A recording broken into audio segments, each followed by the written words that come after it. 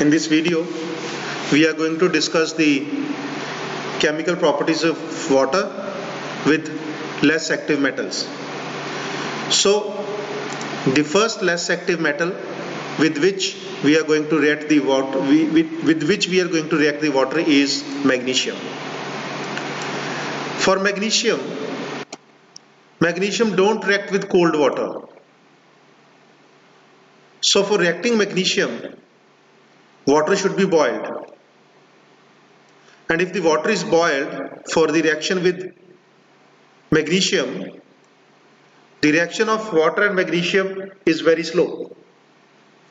But if a burning magnesium is plunged into steam, means if the reaction of magnesium is done with steam, then it burns for few moments and produces hydrogen gas along with it. For chemical reaction, we see that magnesium plus water, it gives rise to magnesium oxide and hydrogen gas is liberated along with it. Remember that magnesium reacts with steam to form magnesium oxide and hydrogen gas. Magnesium can react with boiling water also, but the rate of reaction will be slow.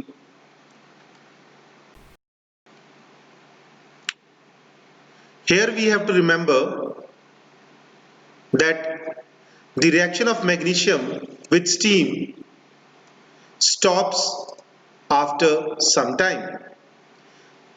The reason for this is the magnesium oxide which is formed as the product, it sticks to the surface of the metal and the fresh surface of metal is not exposed.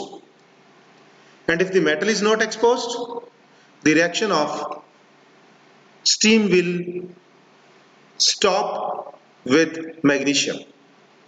Moving on further, we will see how does other less active metals like aluminium, zinc and iron, how do they react with steam.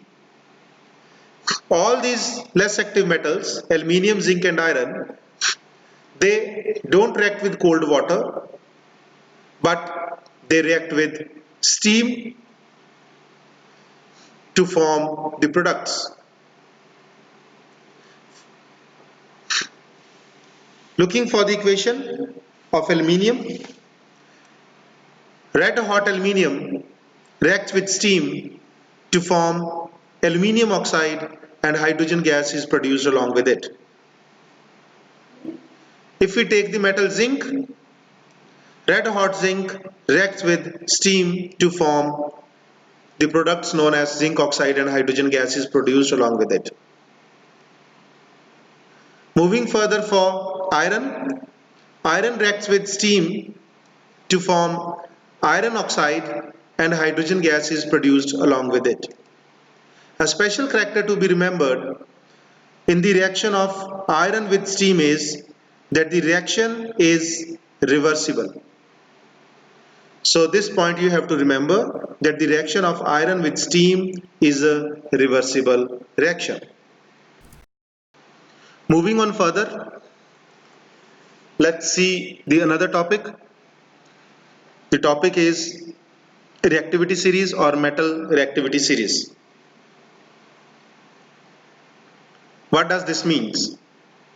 This means that there are certain metals arranged in a series and these metals are arranged in the decreasing order of their chemical activity.